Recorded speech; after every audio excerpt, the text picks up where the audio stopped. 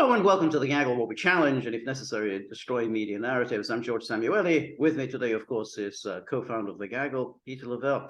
So, Peter, you and I have talked a great deal about conservatives. You know, we're interested in conservatives. We have sympathies with conservatives, and we're always struck by the peculiar stance that they take towards this war in Ukraine. I mean, we have the crowd that would manifest itself during the heyday of the war against terror. The sort of the crowd who screaming about Islamofascism, and seamlessly they transitioned into Russia's fascist, we must crush Russia. And I'm thinking of people like Douglas Murray, whom you once had on Crosstalk. And Douglas Murray is a frequent guest on Tucker Carlson, and he's regarded as a very solid conservative type when he's talking about cancel culture and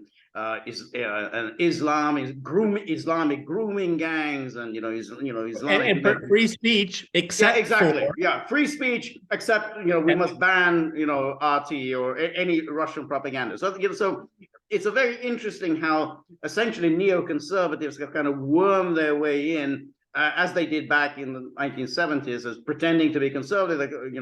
They're all critical race theory. They're all on board for puberty blockers, all the buzzwords for conservatives. They're on board for that. And then boom, what they're really concerned with is foreign policy.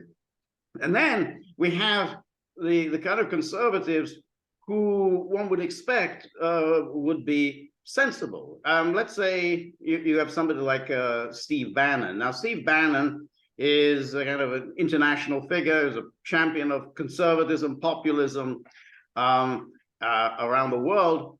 And while he's very much against America sliding into war with Russia, he still cannot get away from the mentality of hating the Russians, that the Russians, he acknowledges Russians were very brave in World War II. But ultimately, it's Putin, KGB, the oligarchs. It cannot bring them to say terrible negative things about Russia, and the same goes for others, like a less intelligent version would be someone like Laura Ingraham. And I just find it interesting, and with something that you and I have talked about, is why don't they, in some ways, identify Russia as a conservative country? Why are they still stuck in this mentality? Russia is the Soviet Union, equals communism, equals Stalin. Why are they still stuck in that frame of mind? Anyway, what do you think, Peter? Yeah, it's a combination of being stuck with Reagan's the evil empire, and then the Russia in chaos in the 1990s. It's kind of an amalgam of them, because you have the Soviet KGB, which is gone, oligarchs, which I try to avoid that word. There's more oligarchy in the West than there is Russia right now. That's how Putin cut his teeth in coming into power. He had his war against all of the oligarchs, and you know what, George? He won. Right. Okay, so they're not a force to reckon with. They're interest groups. They're lobbyists. Yeah, the steel industry versus the agricultural industry. They have the people that represent their interests. What the exchange rate should be, importers and exporters, have radically different views of the exchange rate, for good reasons. Okay, but how many people understand the role of the Orthodox Church in Russia today, and it's return from the ashes, as it were? Okay, right. Very few people want to talk about that. Religiosity is something that is on the uptick, not the downtick, not secularism. And what I always find really troubling is that Steve Bannon, Victor David Hanson, and then let's go into the rogues gallery, Mike Pompeo, they talk the talk of conservatism, but they never want to examine where most of the world, outside of the West, is very conservative still on different things. Okay, but that's something they don't want to address, because obviously they would find affinity with that, which, you can't do that. Okay, it's like having an affinity with the plague. Right. Okay? Right. But it's very short-sighted, and very dangerous as well, because there's a lot more. The conservatives in America have a lot more common with conservatives in Russia than anything else. And I think that's something that should be, it won't be brought up because everything is Manichaean, it's black and white. There's no question about that. And also, it would put into doubt how they understand conservatism. Right. No, that's a very good point. And then when you think of Russian philosophy, Russian thinking, very much rooted in a kind of the European conservative tradition. You think of Dostoevsky, and then of course you have to recall Alexander Solzhenitsyn, who was once fated in the West as the exemplar of freedom, of spiritual freedom, of love of country, and hatred of communism. He retained the hatred of communism, but he also retained the love of country, and he returned to Russia as he said he would. He said that I will return when the communists have gone, and he did that, and was was celebrated by the new authorities in Russia. So and when he passed away, he got a state funeral. He got a state funeral, and Putin delivered a speech saying this is a heavy loss for Russia.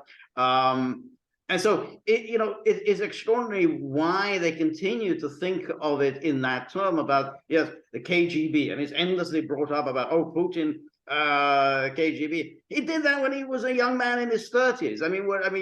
You're forever typecast with what you were doing in your 30s. And he was then with Yeltsin. He supported Yeltsin in 1991. He was with Sobchak in Leningrad.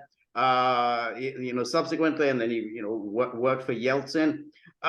It is just amazing how they cannot get away from this prison of their thinking. And again, and it's certainly striking in the case of Bannon, because Bannon is interested in the whole conservative movement. He's interested in the philosophy of conservatism. He's not just an opportunist. Hey, how do we get the Republicans into power? He's thinking much beyond that, how we can actually crush globalism, crush neoliberalism. So it's hard to see why he can't see beyond this somehow, this parochialism. What these so-called Western conservatives, they want to make a deep division between nationalism and conservatism, and I would tell them because Russian nationalism by definition is aggressive. That's the kind of the point they want to make. But I would say it's Russian conservatism that informs their patriotism. Okay, I will use the word patriotism in our conversation here because I don't want to be misunderstood. And I've talked to Westerners about this over the years, and they always like to put, Putin's a nationalist. They always say he's the N word, and I say no, he's the C word. He's a conservative. Right. Okay, he wasn't always. Right. He's become much more conservative over the years, and that resonates with people all because that's inclusive. It's an inclusive thing, not politics. Certainly, there's no such thing as wokeism here in political correctness. I mean, people. Because of the language, the pronoun thing wouldn't work here. Nobody would. It would split everybody's brain because of the way the language is structured. Right. But what also for the West, this is why I say so-called conservatives, because if they really were, then they would see the connection there, and they would try to, instead of, demonizing and say, we need to work with real conservatives in Russia, okay, as kind of a détente type thing, okay?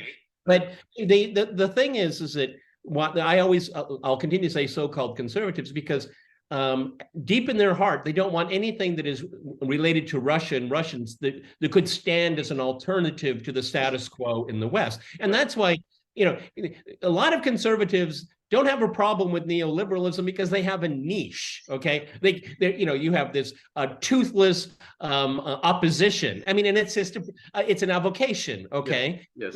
And they have no interest whatsoever because they're still invited to the parties. It's kind of like when you and I were growing up. They'd say, you have a black friend. Well, they say, well, I have a liberal friend. I'm tolerant and all that. It's the issue of tolerance that the conservatives have surrendered. Because I would posit, like being a Christian, if you read the scripture, it's not easy to be a Christian, okay? It's meant to be a challenge, a journey. And I would say in today's world, to be conservative is not easy, okay? And if the mere recognition that somewhere else practice what we claim, that short circuits their brain.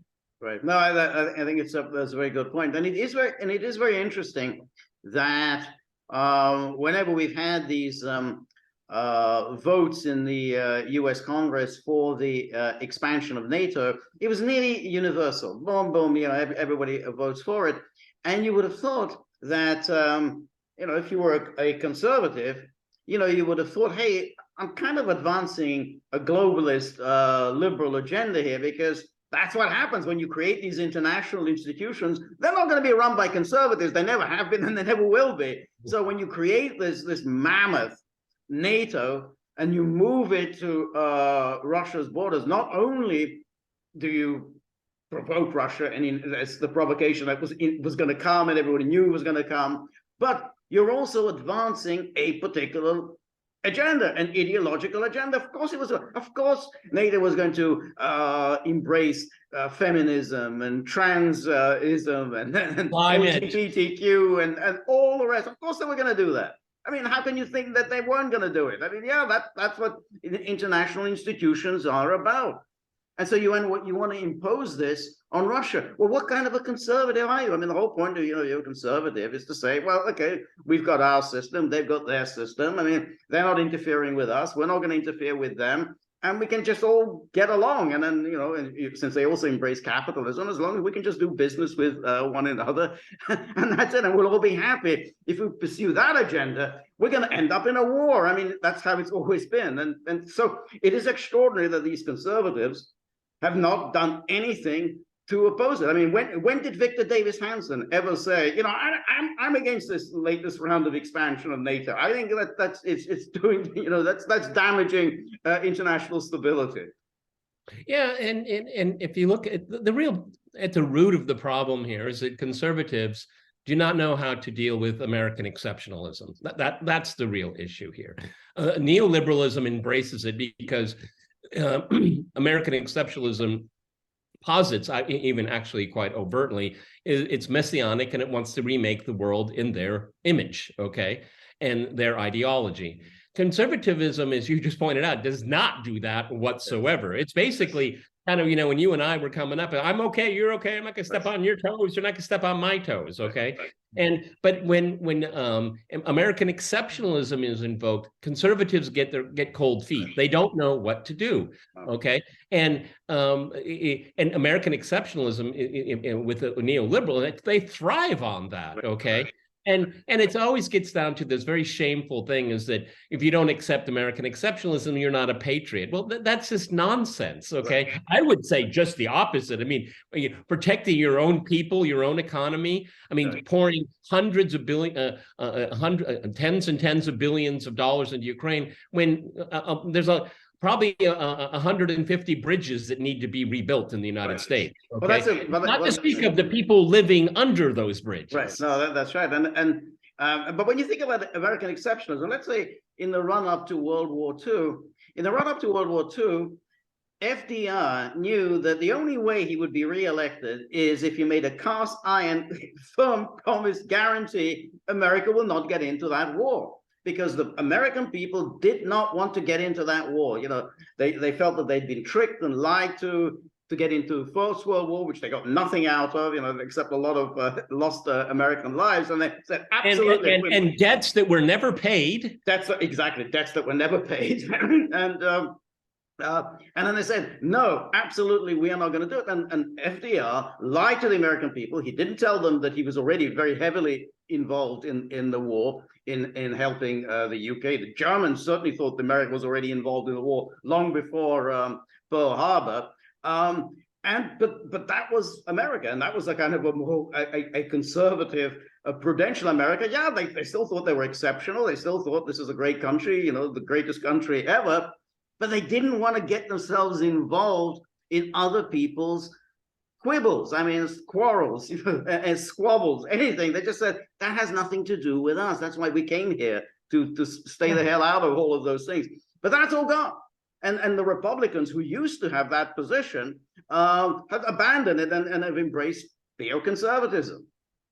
Yeah, and that's been, you know, foreign policy has been hijacked. Okay, it's one of those, you know, you and I watch it, and sometimes it's amusing, this hyper partisanship. You know, just pick an issue and it's hyper partisan, but when it is partisan, that's when you need to worry. Okay, because that's the stuff that really counts. Okay.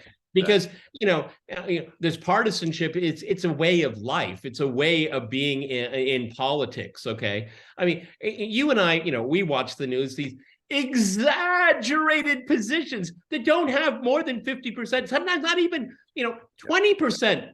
On any issue with any group of people, but it sounds, like 90%, but not on foreign policy. No. Okay, and the whole balloon fiasco. Okay, whatever happened right there, that the Defense Department is saying, we won again. We won again. Okay, we weren't prepared. Okay, give us some more. Okay, and we'll fight those balloons. There's a balloon gap, George. A balloon gap.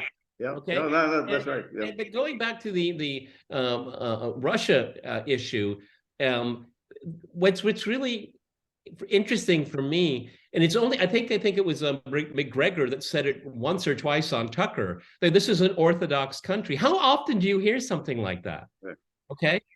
Okay. I mean, there's no interest whatsoever. It is a it's a new form of racism because they're all alike, George. Okay. Right. And really what it is that it is it's a level of hypocrisy that is truly dangerous. I mean, the war on global terror. Okay, as immoral and destructive and wasteful as that was, it didn't really threaten the existence of the United States or any other country outside of the Middle East. Now it does. Right. No, that's right. And it is kind of interesting how they've gone to this crusade against orthodoxy, and you think you've kind of embraced this papism. This country, ostensibly a Protestant country, the UK also ostensibly a Protestant country, have now embraced this this hatred of orthodoxy, and it's very, very strange because it's still Christianity. But the level of animus, and again, this harkens back to the 1990s when the Serbs were just demonized, and the media wrote that they were subhuman. They were just subhuman. Yep. They were just animals. And still are. They still are. Yeah, they're just animals. And again, what's their great sin? How do they get to be animals? Well, they're practicing a different religion, which of course they're not. But that's an interesting thing, that why it is that again, if you're a conservative, you say, well, you got to basically accept that this is a very traditionalist country, very traditionalist culture, and it's a part of our culture. I mean, it is a part of it. I mean, it's great novelists, it's great music, it's artists. It's our culture. Okay, and yet let's take the issues. Let's take the issues. Should parents be control of their children's upbringing? Yeah. Check. Yeah. Should there be a role for the major religion in public? I mean, at least as part of the public square. Right. Check. Right. Patriotism in schools, check. Okay. Reverence for one's culture, check. I could go on, and I'm describing half of America at least. Right. Yeah. No, I think that's an excellent point, because again, if you go back to the Soviet period, now in the Soviet era, the communists proclaimed the abandonment of traditional culture, the abandonment of all tradition, the abandonment of history, everything. We just destroy everything and we start all over again. And you can see why, the rest of the world, or at least, the Europeans, the Western world, said, well, we don't want this. We don't want to just tear everything up and start all over again. families, well, we don't need families. They, at least initially the Bolsheviks took all this seriously, that whole Marxism seriously, abolish the family, and all of this. Exactly, close down the churches, because that's all false consciousness. You think, well, we don't like that. Now, in later years, the Soviet Union kind of abandoned this radicalism because no one can live like that. But you can still see why people might be hostile to that ideology. But there's nothing. Russia does not say anything. Like, as you said, when you go through these issues, Russia is on the same side as, ostensibly conservatives. And then you got this Douglas Murray, who made his name, fighting cancel culture, he's for free speech, he's, against, Islamism, the grooming gangs, puberty blockers, critical race theory, all these things. And then what does he reserve his most intense hatred for? Russia. And he writes a column in the New York Post, just foaming at the mouth about Russia. The funny thing is that I've read a lot of his stuff on immigration. I think he's very good on other issues. I think, again, there's a hyper partisanship, but he would be very comfortable living in Russia. Yeah. Given what he says about these things here. Right. Okay. And also, it's really cold right now. This is the depths of winter. And I was in a shopping center yesterday and I wanted a cup of coffee at Cinnabon, of all places. And, people are coming in the food court and all that. And George, like 25% of the people in that food court, which probably held like 200, 250 people, 20%, 25% were obviously Muslim. And everybody is sitting together, drinking coffee and eating hamburgers. Okay. And the reason why I bring that up is that there is real tolerance here. Okay. I mean, I think maybe I've seen in 25 years 2 women wearing burqas, and they probably came from Saudi Arabia. Okay, but here that's not it. Hijabs, yeah, that's fine. But there's not a differentiate that you're not Russian. You're Muslim, but you're Russian too. We're all Russians. Okay. Right. And the dream of so many people of the melting pot and equity and all that, it's been experienced here. Right. It happens. Right. There's not even a second thought about it. Right. No, that's right. But that's the interesting thing. I mean, that you've still got this the identification of Russia and the Soviet Union.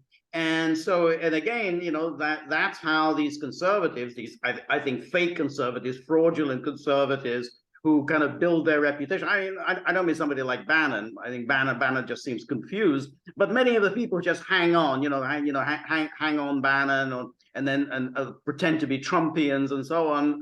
They're just grifters.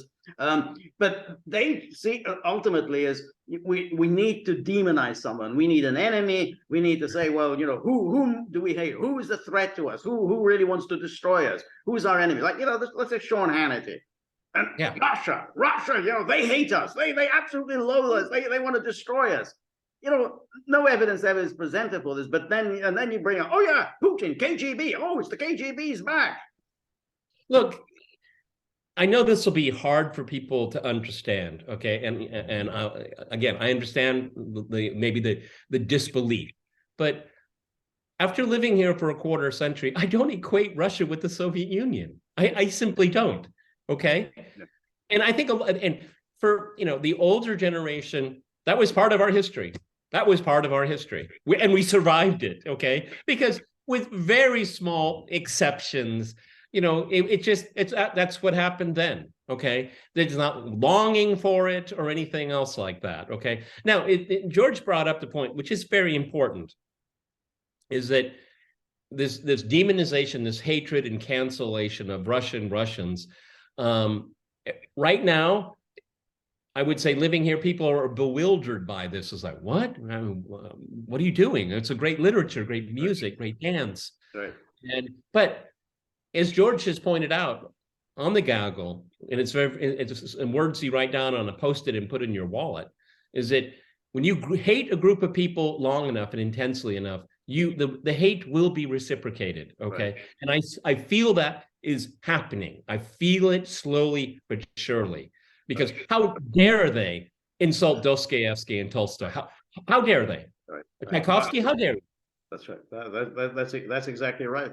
And I think that's reflected in the rhetoric of Putin and Lavrov. You know, the Russian leaders. They don't talk about the West like the way they used to talk about the West. I mean, you know, they saw them as rivals, competitors, you know, partners, exactly. You know, we have disagreements with them, but you know, they're partners. That's not how they talk about the West now. I mean, they say these people want to destroy us. These are, you know, they're our enemy.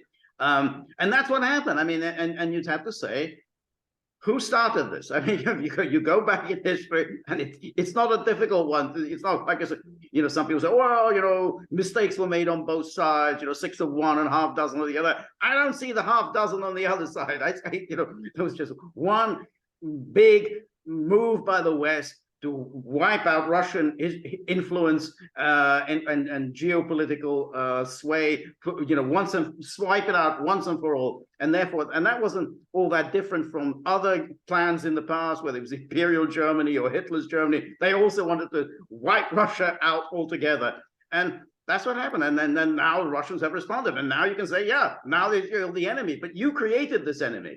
I mean, you know, the way they talk about you, yeah, they talk about you now as you're the enemy. But you created it. It didn't have to be like this. Well, and it also goes into the realm of metaphysics, because and you see the lineage of the goes all the way back. I mean, when we you know, a lot of people say you can go back to the Napoleonic Wars, which the Russians did really well in. Right. You go back to the Crimea War, which they did very badly in. And you know, in the Crimea War was the first time that you had artists going to the front, and they did a lot of the very detailed drawings, and some of it was really horrific. First modern day battlefield reporting. Mm-hmm. And obviously, the caricatures of the Russians were grotesque. They were barbaric, and all of this. And what does that do when you're determining that these people are evil, barbaric, and backward? It's sending the message, but I'm not. I'm the virtuous one. Right. And that is something that is carried through, and it has nothing to do with politics. It has everything to do with culture. Okay, because Russia has tried just about everything. Okay, right. And it survived it. Okay. Right. But for the West, it's always projecting all of the negative characteristics. I mean, American foreign policy, can you quote John Mearsheimer? American foreign policy is like Godzilla on the world stage, okay? Right. But you know, they would, you know, how many people in power was, we're Godzilla? Of course they won't say that. Rules-based order, okay? Right. And what they do is they project it. It's constantly a projection of the other, and in many ways, it's a threat to our secular neoliberal world, which it is, because they don't want any kind of viable alternative to exist. Right. Yeah, no, that's right. They don't want a viable alternative. But the thing about the alternative is you can always live with an alternative. You know, let's say, okay, Russians want to live like this. Okay, fine. You know, that's not, you know, let's say you're a Western liberal. You know, you're living in London or Paris, and you think, well, you know, these are my values. You know, I'm a Western liberal. I got all these liberal ideas and everything. Okay, fine. You know, you want to go on. You know, you have all the right views on LGBT and gay marriage and everything. Fine. You know, you can go on living there. The question is, why take this as an ideological crusade? And that's what they're saying. It's now become an ideological crusade in which it is openly written about in the Western media. Is we need to break Russia up. There's a column in the Daily Telegraph, I think the other day, written by Daniel Johnson, son of Paul Johnson, saying the West needs to remove Putin from power. No, that's it. The West needs to remove Putin from power. I don't know how it's going to be done, but yeah, just got to do it. But this is now the mentality. You know, it's not just, hey, we have our own cool lifestyles and we're so different from those barbarians. No. We've got to go in there, invade them, occupy them, put them in re-education camps. Now, this is, you know, a complete lunatic ideology, and it's going to end badly. I mean, it's already turning out badly, but it's going to really end badly. The immediate antecedents of this whole approach here, and George and I have talked about it before, is that damn it, you lost the Cold War. Damn it, now you have to do what we say. And see, that's the fundamental misunderstanding, because most people here say, no, we didn't. We just left it. Okay. I mean, and they feel very good about that. Okay. And that's this mantra that you are vanquished and you must do what you're told. We're the victors and we write the history. Okay. And it's like later days. Okay. Russia's had good days, good years, bad years, good decades, bad decades. And we move on. And that's what we do. We move on. Right. Yeah, no, yeah, that's right. And that's why it is so striking, is that the few voices that that have appeared in the West saying, look, I think this is a crazy policy that we pursued towards Russia, have been, to be honest, on the right, on conservatives, there's been, Nigel Farage, the thing is, he's pretty much also said, well, I think, expansion of NATO probably was a mistake. Russians are paranoid, but if we are paranoid, we don't want to, we don't want to feed their paranoia. I mean, that's about as far as you can take it, but at least he said that. And then you have some people on the right in France and in Germany, some in Italy, and then you have this 11 Republicans who just signed this, or introduced this bill, the Ukraine Fatigue Act. Yeah, but George, but how much? Excuse me, but how much is that? Is just to take a swipe at Biden? See, I don't think it's it's not much more than skin deep. Okay. I don't know. It's a partisan thing. I'm not sure about that. I think they hate the neocons. I mean, I think that they really hate the way the neocons took over the Republican Party, and all the Lindsey Grahams, the Mitch McConnells, and everyone. I mean, Lindsey Graham, Mr. Republican, Mr. Conservative, constant guest on Sean Hannity. I mean, you remember that when he went there in December 2016 with John McCain, and it was some Democrat, was it Chris Murphy or whatever, and Amy Klobuchar, and I said, your fight is our fight. Whatever you want, we're going to give it to you. When we go back to Washington, we're going to send you all the arms you want. That's in 2016. Unprovoked attack by Russia. So, but what I'm just saying is that these people are all attacked. They're attacked, even if you don't think they're sincere. They get attacked as being Putin's puppets. The mainstream media goes after them. This is the enemy. The Alternative für Deutschland. They're fascists. And the ones who just say, this is crazy what we're doing. We're going to war against somebody that we should, is not our enemy. I think there's a third category here, and this is the shameful category, the deceitful category. George and I have been doing this beat for a very long time, and we know the names, we know the writers, we know where they are. And if you look at the debate about NATO, American hegemony, even neoliberalism, there were quite a few dissenters and smart ones. They've become silent, okay? And that third category is the most shameful category to be in. Lindsey Graham, yeah, he belongs in a straitjacket, but he hasn't really changed over the years. He's just gotten worse, okay? Yes. Right, so, you get what you see is what you get, okay? Right. But there's that third category where they're just, they're worms. They're looking out for their position, the next promotion, groupthink. These are the most pathetic people. Unfortunately, they used to be the smartest people. Right. Yeah. No, that's right. And of course, it's true that what happened in the 1970s is that you had this kind of conservative movement. It was kind of sleepy, not particularly effective. Then the neoconservatives moved in, pretended to espouse their issues. Yeah, we really care about your issues. Well, abortion, yeah, we're on your side on abortion. Traditionalists, traditionalists, count us in. But what really matters to us is waging wars around the world. Oh, well, okay, well, is that just so long as it's just against the Soviet Union? Yeah. So George, these self-proclaimed proud neocons, I would ask them, does any of them know what Russia's abortion policy is? Do they? No, Of course not. No.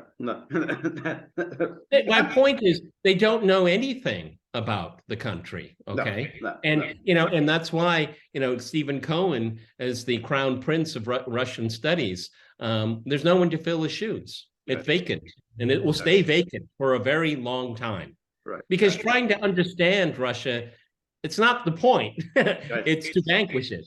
Yes. Yes. That's exactly right. And he's a very interesting case because, of course, and he was a liberal. Exactly. He was never, he's a man, I guess, of the center left. I mean, he was center left. His wife is very progressive. Very progressive. And the nation has been very, very ambivalent about Russia. I mean, it has published some good things, but a lot of crap during the past few years. So it's the nation is kind of all over the place. But he himself has been very consistent on this, and and he said all of the things that you just said. He said, well, this is what Russia is like, and you don't have to like Putin, but you have to at least understand what Putin is about and what Putin's Russia is about, and it isn't anything to do with the Soviet Union. He's not interested in posing any kind of a threat to anyone. He's not interested in reviving the Soviet Union. He's not interested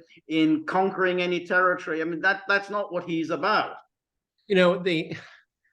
It's so exhausting for me, George. But anyway, yes, I live in the capital city of Russia. I live in Moscow. And I live in the outskirts in a new suburb. But I very often, 3-4 times a week, go into the center of the city. Yes, you see a lot of what people call Stalinist architecture because it's big. Okay, it's big. And Stalin wanted it to be big because he probably knew that would be the way he would be remembered most, because you see him every day. But no one equates it to politics, and not really much into history. It is a architectural category, is what it is. Right. And there's one place. It's at the train station at Kurskaya. That's one of the main train stations in the city. And they did a refurbishing of the metro station inside. And there is a old saying about how Stalin brought us together. And I asked a friend of mine, I said, how long has that been there? He said, only a few years, because Khrushchev had it taken down. And just to go back to the original version, they put it up there. And I said, how many other places other than his tombstone, how many other places does the state promote Stalin's name? He said, no, only here. Everyone knows it. It's only here in the metro. One metro. Right. But the thing is that about the Stalinist architecture is that it's also quite impressive, and it's something that people respond to. And you look at the architecture in the West from the 1960s on. I mean, everyone hates it. Everyone. I mean, it's a universal.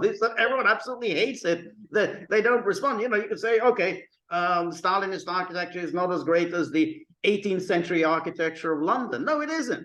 But we don't have any more 18th century architecture in London. Instead, we have these awful monstrosities that that are an eyesore. And you ask them, well, would you like that? Or would you rather have a Stalinist architect? I think people in London would say, no, I think we'll take the Stalin.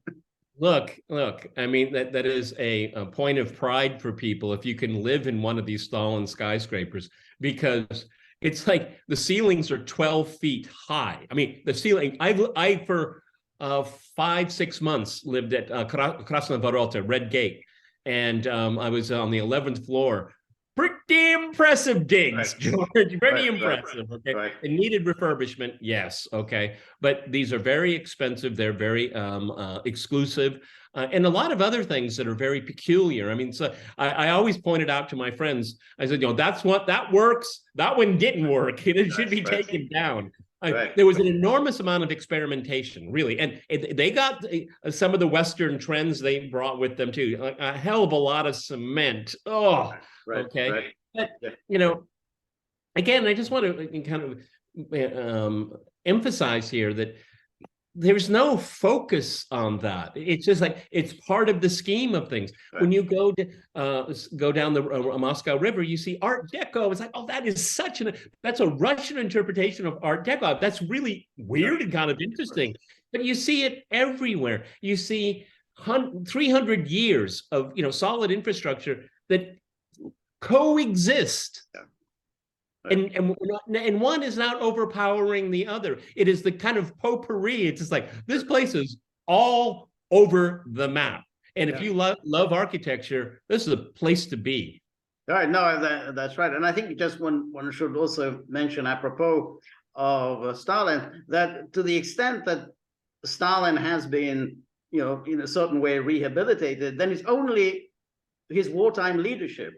And why is his wartime leadership being rehabilitated? Well, because I think Russians now see themselves in war, and that they are being set upon by the West, as they were set upon by the West in 1941, and therefore they recall Stalin's leadership. I mean, they just say, whatever else you say about the tyranny of Stalin, he did display extraordinary leadership during the war, and he did bring the country together, and he did valorize the country and inspire the people to fight, and that's what he's remembered for. Not, so the West may talk about Holodomor to its heart's content, but that's not what matters to Russia. Again, they know about collectivization and everything else. That's not what matters. What matters now is what happened 1941 to 45. And it's not, I wouldn't use the word rehabilitation. It's basically kind of a hands-off, approach. It's not promoting. It's just like, this is, look, if the only way you're going to come to terms with their history, if you look at it in a pragmatic, sober way, okay? If you ask anyone in their 30s or 40s, in Moscow at least, the chances are you say, what happened to your grandfather in the 1930s? Well, that was a story everyone in my family remembers. There's no longing for that. But George is right. We won the war, and he was the guy there. He was the guy who did it. I mean, that's the point. I have argued with historians and good ones, and I tend to fall on the side is that the peoples of the Soviet Union won the war in spite of Stalin. But no one can deny he was there. Okay, I'd say you have to credit him. I mean, that required, these were huge battles. Somebody had to organize all the logistics and the production and the organizing these massive armies, these massive offensives. He did this, and again, that's separate from what happened in the 1930s and the collectivization, the purges, and everything else. But you'd have to say, he presided over it, and and you can't just say, well, you blame him for all the bad things, but you don't blame him for anything that's good. I mean, that's not fair. That's a fair point. And to his credit, if you look at, unfortunately, YouTube is purging all of this stuff about the Second World War.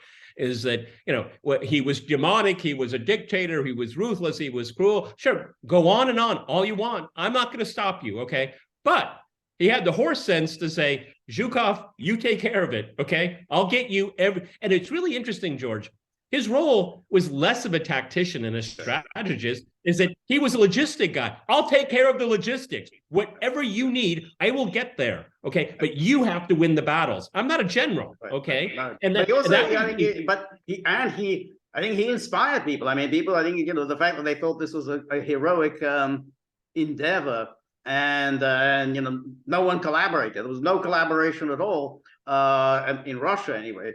Again, that's down to him. I mean, that doesn't mean make him a good guy, but it does make him somebody who secured one of the greatest military triumphs in history. So yeah, I mean, it's an ambiguous legacy, but I think that to the extent that I think and this has been clear for years, that to the extent that I think people don't look upon him the way they looked upon him in the 1980s.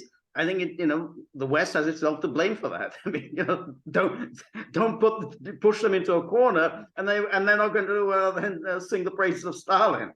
We have the phrase, "There's nothing succeeds like success." Right. You can't argue with that. Okay, right. But I mean, this is the problem. is that while Russia in its post-Soviet experience has went to great lengths to talk about the most painful parts of the 20th century. They have, okay? They white generals that fought against the Reds, against Trotsky and all that, they're remembered, they're commemorated, okay? They're not turned into heroes, but what they say is they existed. They were people of consequence when they were alive. And that's part of the fabric of our country, as tragic as it was in the 20th century. I think that's a much more pragmatic approach. They don't tear down statues. Sometimes they move them.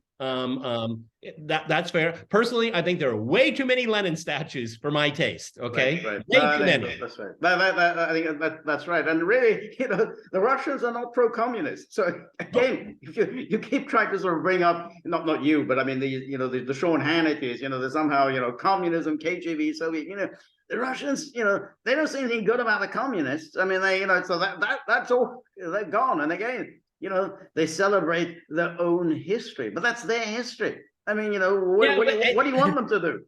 And what, George, the Communist Party of the Russian Federation, yes, in 2023, they have a calendar with Stalin's image on it, okay? Because that is they're cherry picking what they want. He was a leader, he won the war, okay? Fine. Does that mean that they want to go back to a totalitarian state and a planned economy? No, not at all. It's about as social democratic as it would be in Germany, okay? Right. Okay, but because it exists, I can remember, just as a side note, I remember I was scoffed at when I said, when Poroshenko came into power, they dissolved the party of regions, and they dissolved the Communist Party in Ukraine, and they were, yeah, good idea. I said, well, no, that was their choice, okay? There was no democratic choice. What you do is you limit the choices. That's not democracy. If I were in Ukraine, would I vote for the communists? No, I wouldn't, okay? Right. But other people did, and that's their choice. That's their democratic choice, okay? Right. And see, again, this is a maniacal way of looking at it. Oh, they got rid of the communists, okay? No, you got rid of democracy too. Yeah, no, that's right. So to go back then to, original point, it's a very, very strange that, the conservatives were kind of moving and seem to be cheering on, this essentially an armed confrontation with Russia.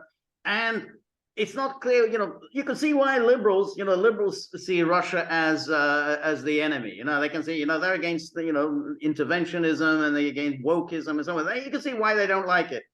But it doesn't make any sense for conservatives to hate Russia. And they've essentially walked into a trap set for them by liberals, and have signed on to an agenda that makes absolutely no sense if you're a conservative.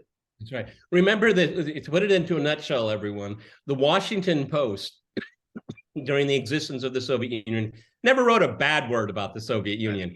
They have nothing but venom for Russia. It's really amazing. And that is a problem with liberals. That's right. Not with conservatives, and the conservatives that turned a blind eye.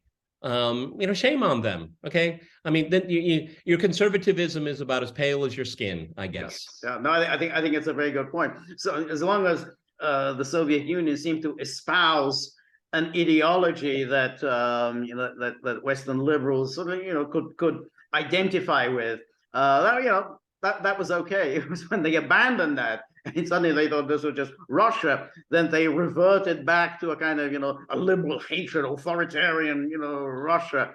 And the conservatives, who should have then seized the opportunity and say, yeah, good, this is, this is national, independence, national traditions, national culture.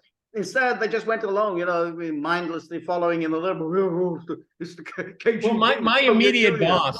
My immediate boss is a very, very conservative Russian, very conservative, and he is very, very proud of his country's military history, and he likes guns, and you have legal gun ownership in Russia, and I've told him on many occasions, you would feel very comfortable in Texas. Yeah. Okay, and he's always kind of bewildered by it. I said, your values are Texan values. Right.